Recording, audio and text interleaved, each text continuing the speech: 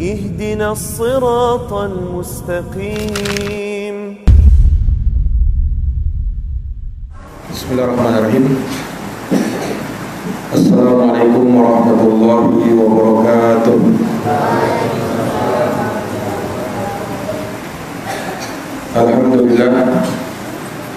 Alhamdulillahirabbil alamin. Wa bihi nasta'inu ala umuri dunya waddin. Asyhadu an la ilaha illallah wahdahu la syarika lah, ilahul awwalin wal akhirin. Wa asyhadu anna Muhammadan abduhu wa rasuluhu shadiqul amin.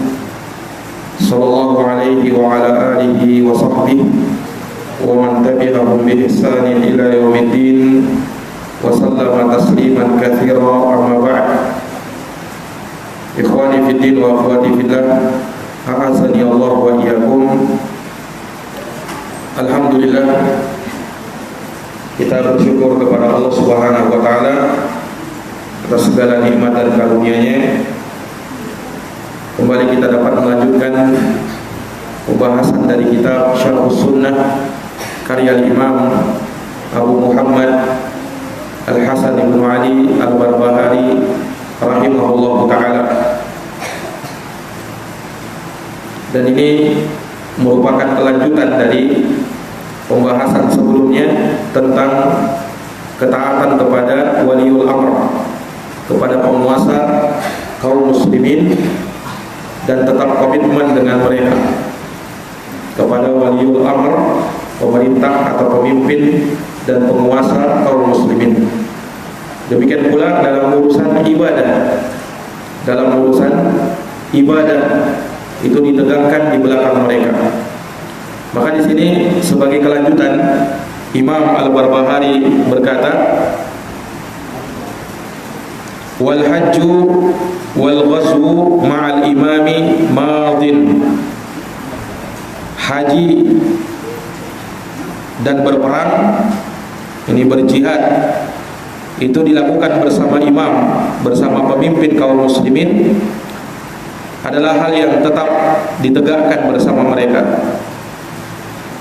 Wa salatul jumu'ati khalfahum jaizatun. Salat Jumat di belakang mereka adalah hal yang dibenarkan, yang boleh.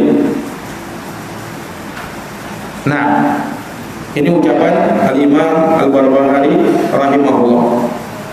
Iya, dari sini tergambar kepada kita beberapa perkara terkait dengan waliul amr, dan sudah kita bacakan dalil-dalil yang sangat banyak, baik dari Al-Quran dan hadis, tentang kewajiban untuk mentaati mereka. Bahkan diancam bagi siapa saja yang melepaskan tangannya dari ketaatan kepada waliul amr.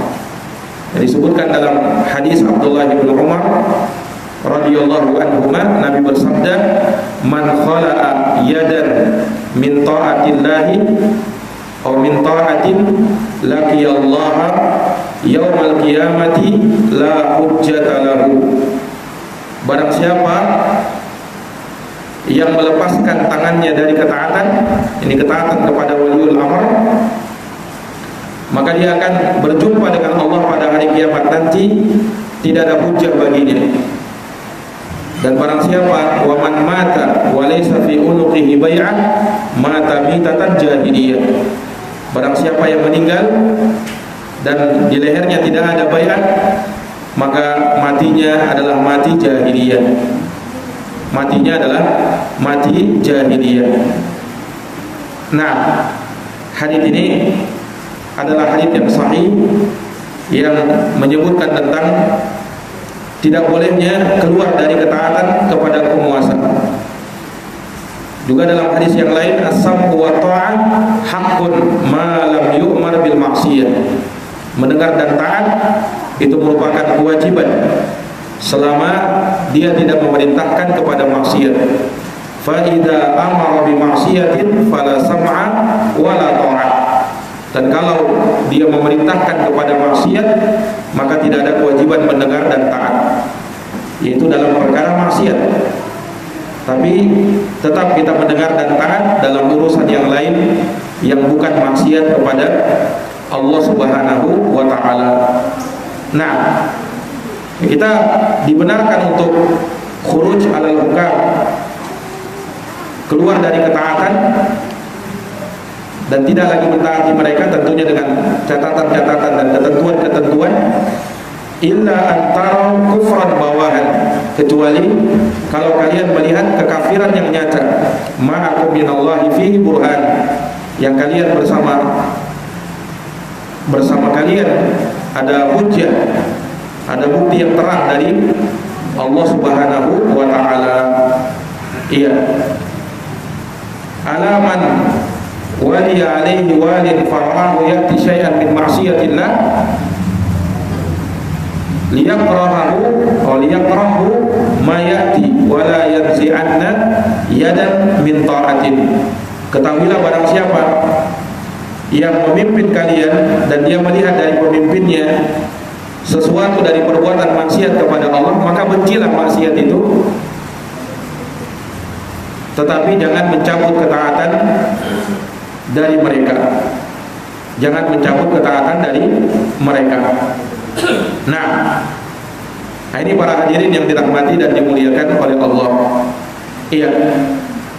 Nah, termasuk dari perkara yang hendaknya kita tunduk kepada penguasa kita dalam perkara-perkara yang berkaitan dengan urusan ibadah. Dalam urusan ibadah, ya, karena ada beberapa perkara yang diatur oleh pemerintah. Ya, misalnya dalam urusan masuk dan keluarnya Ramadan, nah, maka hendaknya kaum muslimin bersama penguasanya di dalam menentukan masuk dan keluarnya bulan Ramadan. Komitmen bersama mereka, tidak menyelisihi mereka. Nah, demikian pula dalam penentuan hari raya bagi kaum muslimin, baik itu hari raya Idul Fitri atau hari raya Idul Adha, maka ikut ketetapan mereka. Demikian pula dalam penentuan wewenang penguasa dalam urusan jihad dan berhaji. Iya, jadi kata beliau, wal hajju wal ghazwu ma'al imami ma'adin. Berhaji dan berperang, berjihad bersama penguasa itu adalah tetap ditegakkan bersama mereka. Ini dari kewenangan mereka. Jadi wewenang para penguasa itu banyak. Nah, dan tentunya untuk mengetahui hal tersebut, nah, kita perlu membaca kitab-kitab yang ditulis oleh para ulama.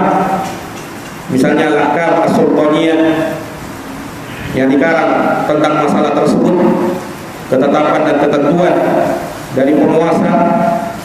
Nah, demikian pula Al-Ahkam As-Sultaniyah karya Imam Al-Mawardi, Al-Ahkam As-Sultaniyah karya Abu Ya'la Al-Hambali, dan buku-buku yang lain sangat banyak yang ditulis tentang masalah ini. Dan di sini menunjukkan kesempurnaan agama kita mengatur semua pembahasan, termasuk di dalam hukum peradilan. Termasuk di dalam hukum peradilan itu ada ketetapannya di dalam agama kita. Iya, di antara wewenang penguasa yang di situ penguasa ikut campur di dalamnya mengatur adalah di dalam sholat Jumat dan sholat Idain, sholat Idul Fitri dan Idul Adha. Maka kaum muslimin hendaknya sholat di belakang mereka, di belakang penguasanya. Ya, kecuali kalau penguasa memilih, ya, dan memerintahkan ada seseorang yang menggantikannya dari kalangan ulama kaum muslimin atau dari penuntut ilmu untuk mengimami sholat manusia, maka kita sholat di belakang siapa saja yang ditunjuk oleh penguasa. Tetapi asalnya yang berhak untuk memimpin sholat Jumat dan sholat Id adalah imam, penguasa kaum muslimin. Nah, tapi kalau mereka menunjuk siapa yang menggantikan mereka atau telah menetapkan hal tersebut seperti yang berlaku di negeri kita ini, ya, di mana pemerintah memberikan keluasan ya untuk mengangkat seorang imam, kemudian menegakkan sholat Jumat di tengah mereka, demikian pula sholat Id di tengah mereka, maka itulah yang mesti kita lakukan, dan itu dari kewenangan penguasa kita. Iya. Demikian pula dari wewenang mereka di dalam menegakkan ibadah haji dan memimpin para jamaah haji ya di dalam melaksanakan ibadah haji tersebut. Iya. Nah, mereka lah yang memimpin, mereka lah yang memerintah, dan mereka pula yang melihat perkara-perkara yang menjadi maslahat mereka di saat haji. Itu juga dipimpin oleh penguasa. Kalau mereka mengatur hal tersebut dan memimpin hal tersebut, walaupun pada kebanyakannya di zaman sekarang ya dikarenakan banyaknya kaum muslimin, terkadang pemerintah kita ya mewakilkan hal tersebut kepada orang-orang tertentu ya yang mengatur perkara-perkara tersebut ya, seperti juga yang terjadi di negeri kita. Nah, juga diantaranya adalah iqamatul jihad, menegakkan jihad di jalan Allah Subhanahu wa taala. Ini juga termasuk dari kewenangan penguasa. Nah, artinya dialah yang memerintahkan hal tersebut dan dia yang mengatur pembahasan atau permasalahan tersebut. Nah, dia yang memilih siapa saja yang menjadi pasukan kaum muslimin untuk berjihad dan berperang.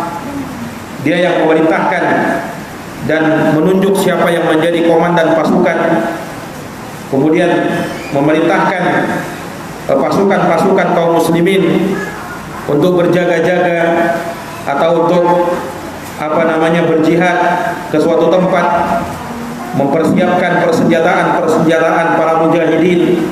Nah, kemudian mengarahkan mereka ya di dalam hal tersebut, siapa yang diperangi dan siapa musuhnya, kemudian menentukan arah kepada pasukan kaum muslimin. Jadi intinya mereka yang mengatur dalam pembahasan atau permasalahan jihad. Itu dari wewenang penguasa. Dari sini juga kita bisa tahu kekeliruan dan kesalahan orang-orang yang mengatasnamakan jihad pada hari ini, tetapi pada hakikatnya yang mereka lakukan bukanlah jihad, tetapi kekacauan, keonaran, huru-hara yang membuat kaum muslimin menjadi buruk citranya, bahkan membuat fitnah. Ini sama sekali bukan bagian dari jihad. Iya, bukan bagian dari jihad.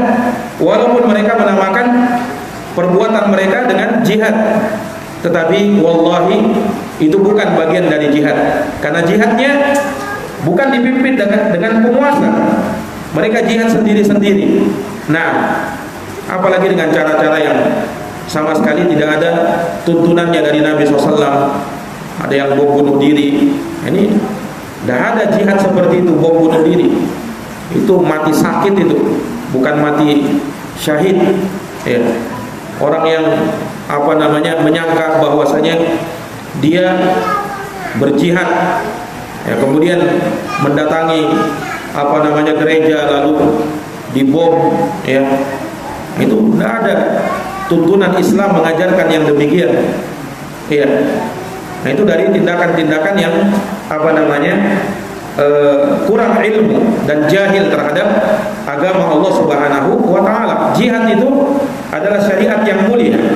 Kita jalankan sesuai dengan tuntunan Rasulullah sallallahu alaihi wasallam dalam rangka untuk meninggikan kalimat Allah dan memuliakan Islam serta kaum muslimin. Bukan justru membuat tercoreng citra Islam gara-gara jihad mereka yang tidak sesuai dengan tuntunan syariat. Ya, yang dikambing hitamkan adalah kaum muslimin, yang disalahkan adalah kaum muslimin, yang menjadi korban juga kaum muslimin. Maka jihad apa yang mereka tegakkan kalau begitu? Nah, ini para hadirin yang dirahmati dan dimuliakan oleh Allah. Makanya ya, berjihad itu mesti di bawah bimbingan para penguasa. Kemudian bertanya kepada alim ulama. Ya, bukan berfatwa sendiri. Kalau dalam urusan besar, dalam masalah jihad, itu tidak ada yang memberi fatwa kecuali para ulama ahli ijtihad.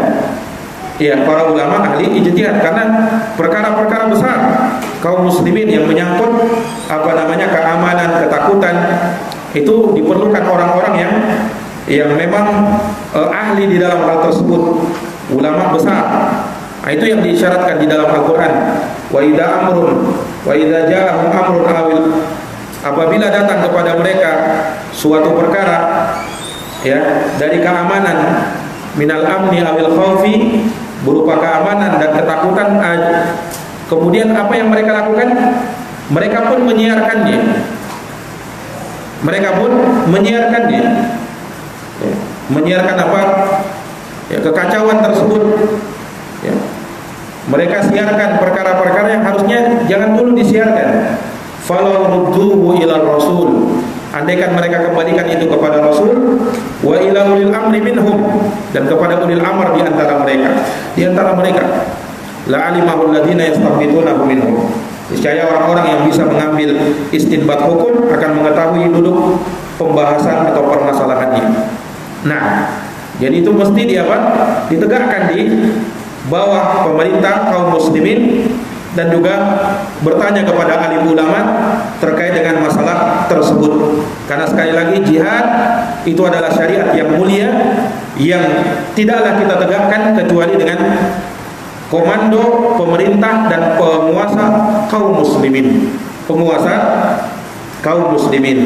Nah, ini para hadirin yang dirahmati dan dimuliakan oleh Allah Subhanahu wa taala. Nah, maka sekali lagi yang namanya jihad ya fi sabilillah, demikian pula penegakan salat Jumat, salat Idain, ya haji, itu dari kewenangan penguasa, mereka yang mengatur dalam hal tersebut, mereka yang berwenang untuk hal tersebut, ya mereka yang berhak untuk memilih siapa yang layak untuk memimpin dan seterusnya. Nah, kemudian di sini beliau katakan wa sholatul jum'ah khalfahum jaizatun. Salat Jumat di belakang mereka adalah perkara yang boleh. Yakni walaupun pada mereka ada kefasikan, walaupun mereka melakukan maksiat, ya, tetap kita boleh sholat di belakang mereka. Nah, kenapa? Sekalipun dia berbuat maksiat, kita tetap sholat di belakang mereka. Ya, karena dia adalah penguasa dan bersatu itu lebih diutamakan. Apalagi yang mereka lakukan bukan maksiat, ini sholat. Ya, kalau mereka berbuat maksiat, kita tidak boleh untuk ikut serta di situ. Tetapi kalau sholat, sekalipun ini penguasa mungkin pelaku maksiat, maka tetap kita sholat di belakang mereka. Iya, kita tetap sholat di belakang mereka. Nah, artinya kalau dia berbuat baik, maka kita pun ikut berbuat baik bersamanya. Iya, oleh karena pernah kejadian sewaktu Utsman bin Affan radhiyallahu anhu dikepung oleh orang-orang Khawarij. Nah, maka ya, sampai Utsman bin Affan dilarang untuk keluar dari rumahnya, bahkan memimpin sholat. Sehingga ada seorang dari mereka yang memimpin sholat, memimpin manusia untuk sholat, padahal dia bukan imam. Iya, kalau boleh dinamakan imam, maka dia imam fitnah yang memberontak kepada pemerintahan Utsman bin Affan. Tapi apa kata Utsman ketika itu? Padahal ini seseorang yang ahlu fitnah yang ingin memberontak kepada Utsman, tapi dia yang menjadi imam salat. Utsman berkata, ya benar akhi, wahai anak saudaraku, idza ahsanan nasu fa ahsin ma'ahum. Apabila manusia berbuat baik, maka berbuat baiklah bersama mereka. Wa idza asa'u fatajannab isa'atahum. Tapi kalau mereka berbuat jelek, maka jauhilah kejelekan mereka, jauhilah keburukan mereka. Nah, maka demikian pula ya, apabila dia sholat, maka kita pun sholat bersamanya. Nah, sekalipun pada diri penguasa itu ada kefasikan misalnya, atau ada penyelisihan, atau ada hal perkara-perkara yang dia lakukan menyelisih syariat. Ya, kenapa? Karena di balik hal tersebut ada maslahat. Sholat adalah ibadah. Nah, dan orang fasik apabila sholat, maka kita pun berikan motivasi untuk dia. Ya, mudah-mudahan dengan dia berbuat baik, maka itu bisa mengurangi dosa yang dia lakukan atau bahkan bisa merubah dirinya. Nah, dan didoakan penguasa yang seperti ini selama mereka masih sholat, selama mereka masih melakukan kebaikan, ya, sekalipun ada catatan-catatan kita terhadap mereka, ada perkara-perkara yang kita tidak setujui dari mereka, tetapi sholat bersama mereka, menjadikan mereka imam dan pemimpin, ini dari perkara yang harus kita lakukan. Iya, para hadirin yang dirahmati dan dimuliakan oleh Allah Subhanahu wa taala. Maka ini perkataan Imam Al-Barbahari. Kemudian setelahnya beliau menyebutkan satu pembahasan yang lain. Ini kaitannya dengan pembahasan fikih. Imam Al-Barbahari menyebutkan tentang satu pembahasan fikih di dalam Islam. Kenapa beliau sebutkan ini? Ya, ini hanya ada munasabat saja di sini. Ya, karena kebetulan beliau menyebutkan tentang masalah sholat Jumat, maka beliau sebutkan sedikit terkait dengan hukum ya sholat Jumat atau sholat setelah sholat Jumat. Iya, kata beliau di situ, wa yusalli ba'daha sitta rakaat, dan dia sholat setelah sholat Jumat sebanyak 6 rakaat. Dia sholat setelah sholat Jumat sebanyak 6 rakaat. Nah, ini kan masalah fikih nih. Ini masalah fikih, yaitu tentang sholat Jumat. Nah, sholat Jumat itu tidak ada qobliyah Jumat, tidak ada. Ini dari perkara yang ditetapkan oleh para ulama. Qobliyah Jumat itu tidak ada. Nah, akan tetapi barang siapa yang masuk ke masjid, maka dia sholat tahiyatul masjid, dan dia boleh sholat 2 rakaat salam terus sampai imam datang. Tetapi bukan niat qobliyah Jumat, karena tidak ada yang namanya qobliyah Jumat. Yang ada itu cuma ba'diyahnya saja. Tetapi dia boleh sholat apa yang mudah bagi dia sampai imam datang. Misalnya 2 rakaat salam sampai khatib naik ke atas mimbar baru dia berhenti. Itu boleh. Dan boleh juga dia masuk masjid kemudian sholat 2 rakaat tahiyatul masjid, ya. Kemudian setelah itu mungkin dia memperbanyak salawat atau memperbanyak baca Al-Quran dan seterusnya. Itu juga dari perkara yang diperbolehkan. Nah, ya, kemudian para ulama menyebutkan bahwasanya sholat yang dilakukan 2 rakaat salam itu namanya sholat sunnah mutlak. Sholat sunnah mutlak yang tidak ada kaitannya dengan sholat Jumat. Maksudnya bukan dianggap sebagai qobliyah Jumat. Iya. Nah, adapun yang beliau sebutkan di sini, Imam Al-Barbahari sebutkan di sini, yaitu sholat sunnah ya setelah Jumat. Nah, ini ba'diyah Jumat. Nah, beliau menyebutkan sholat setelah Jumat itu dilakukan sebanyak 6 rakaat. Iya. Nah, dari sini kita bisa tahu bahwa sholat sunnah setelah Jumat bisa dilakukan dengan 3 model. Yang pertama, kita boleh melakukan sholat setelah Jumat 2 rakaat, itu yang paling sedikitnya. Sholat sunnah setelah Jumat kita lakukan 2 rakaat. Iya. Dan boleh 4 rakaat, dan itu yang paling masyhurnya. Itu yang paling masyhurnya.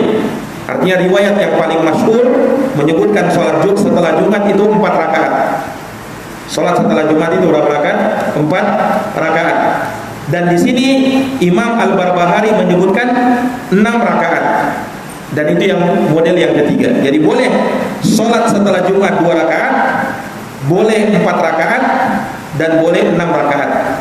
Dan kalau dilakukan lebih dari 2 rakaat, 4 atau 6, maka dilakukan dengan 2 rakaat salam, 2 rakaat salam, 2 rakaat salam. Iya. Jadi yang paling sedikitnya 2 rakaat setelah Jumat, boleh 4 rakaat, dan paling banyaknya 6 rakaat. Dan yang paling masyhur, riwayat yang paling masyhur adalah 4 rakaat setelah sholat Jumat. Nah, kata Imam Al-Barbahari, yafsilu baina kulli raka'ataini hakada. Dia memisahkan antara setiap dua rakaat dengan salam. Hakada qala Ahmad ibnu Hanbal. Demikianlah yang dikatakan oleh Imam Ahmad bin Hanbal. Jadi beliau ingin tegaskan. Nah, ini ikhwani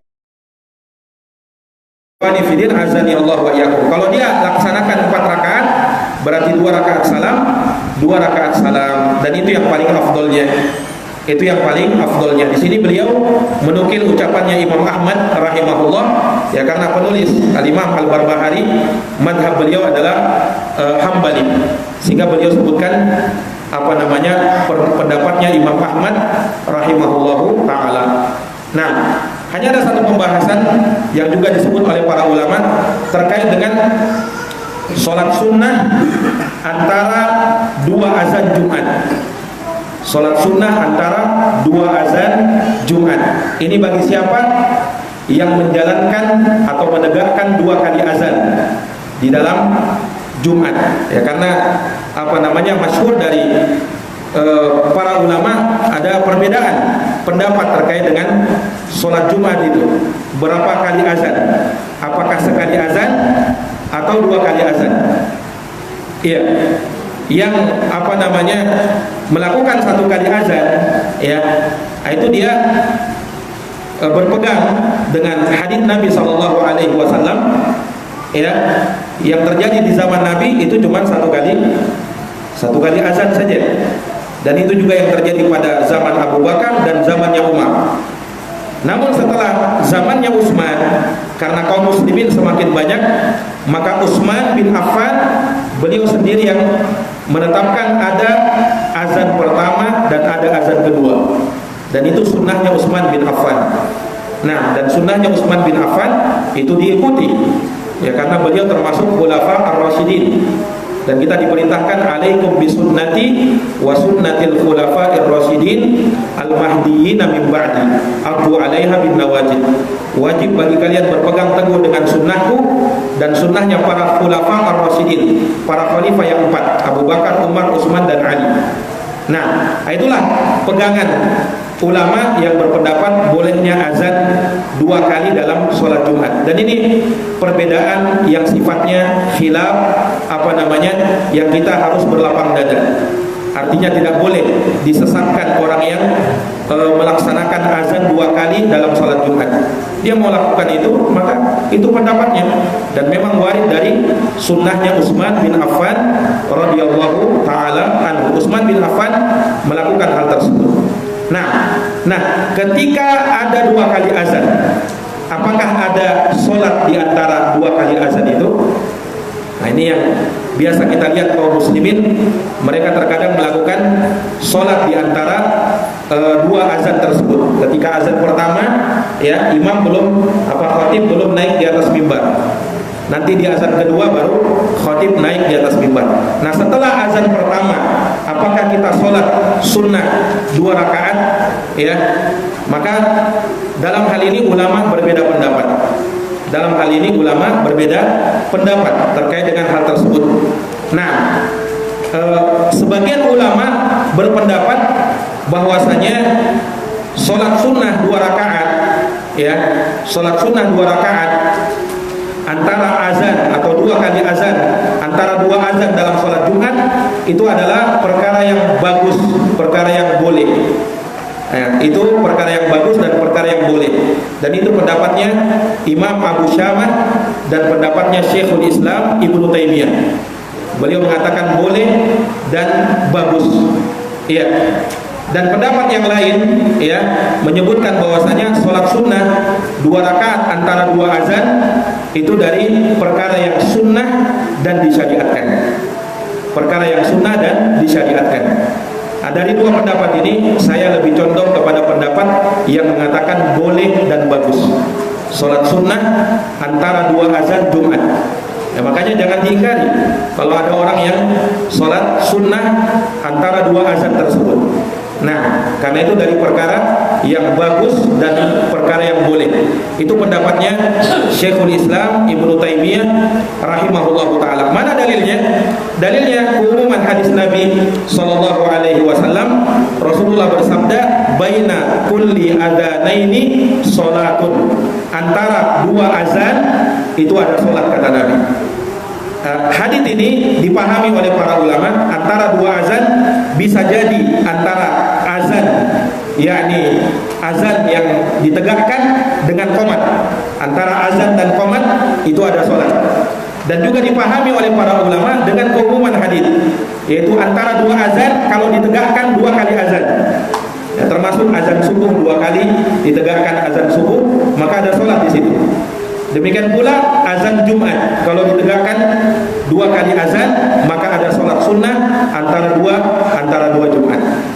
Nah, ini ikhwani fillah, a'azani Allahu wa iyyakum. Makanya saya pernah ditanya ya terkait dengan masalah ini, apa hukumnya sholat sunnah 2 rakaat antara dua azan Jumat? Iya. Nah, artinya mungkin sebagian ikhwah belum mengetahui hal yang demikian. Ya, saya katakan ulama beda pendapat. Ada yang mengatakan sunnah disyariatkan, ada yang mengatakan boleh dan perkara yang bagus. Saya lebih memilih pendapat yang boleh, membolehkan dan perkara yang bagus. Itu pendapatnya Syekhul Islam, dan itu yang zahir dari fatwa Lajnah Daimah, kumpulan para ulama di Saudi Arabia. Mereka pernah ditanya tentang sholat sunnah 2 rakaat yang dilakukan antara dua azan, azan pertama dengan azan kedua. Dan dimaklumi ya, di Makkah dan di Madinah, Masjidil Haram dan Masjid Nabawi itu menegakkan 2 kali azan untuk sholat Jumat. Makkah dan Madinah itu menegakkan apa? 2 kali azan ya untuk sholat Jumat. Nah, Lajnah Daimah pernah ditanya, bagaimana terkait dengan orang yang sholat sunnah antara 2 azan? Maka Lajnah Daimah menjawab bahwa hal tersebut dibolehkan. Hal tersebut apa? Dibolehkan. Lajnah Daimah di sini ya, itu yang diketuai oleh Syekh bin Baz. Menunjukkan bahwa Syekh bin Baz juga berpendapat seperti itu. Kemudian dianggotai oleh Syekh Abdul Razak Afifi dan juga Syekh Abdullah Ghudayyan. Syekh Abdullah Ghudayyan. Nah, maka dari sini menunjukkan bahwa sholat sunnah antara 2 azan, yaitu sholat Jumat, di sholat Jumat yang bagi yang menegakkan 2 kali azan tentunya. Kalau yang menegakkan 1 kali azan saja, ya tidak ada sholat sunnah kecuali apa? Kecuali sholat tahiyatul masjid atau sholat sunnah mutlak selama imam belum naik ke atas mimbar. Tapi bagi kita menghadiri sholat yang di situ 2 kali azan ditegakkan sholat Jumat, maka boleh menjalankan sholat sunnah 2 rakaat antara 2 azan tersebut. Jadi hukumnya boleh, bagus dan boleh. Artinya apa? Siapa yang tidak menegakkan tidak ada masalah, dan siapa yang menegakkan hal yang bagus, dan dia dapat pahala dengan hal tersebut. Nah, ini ikhwani fillah, a'azzani Allahu wa iyyakum. Ini dari perkara yang disebutkan oleh Al-Imam Al-Barbahari rahimahullahu taala terkait dengan pembahasan fiqhiyah yang beliau sebutkan, hanya sekedar munasabat saja. Perkara yang beliau sebutkan terkait dengan kecocokan dengan hal tersebut. Dan di sini saya punya buku ya, Nafyul Bid'ah an Solati bainal adanaini yaumal Jum'ah. Ya, tidak bid'ahnya sholat antara 2 kali azan di hari Jumat. Karena sebagian orang ada yang mengatakan itu bid'ah. Ini bukunya dikarang oleh para ulama, diberi takdim oleh Syekh Abdullah bin Abdurrahman Al-Jibril rahimahullahu ta'ala. Ini dijelaskan dalil-dalil, semuanya menunjukkan bahwasanya sholat sunnah 2 rakaat antara 2 azan adalah hal yang dibolehkan atau dari perkara yang bagus. Bahkan beliau di sini lebih condong kepada pendapat disunnahkan dan disyariatkan.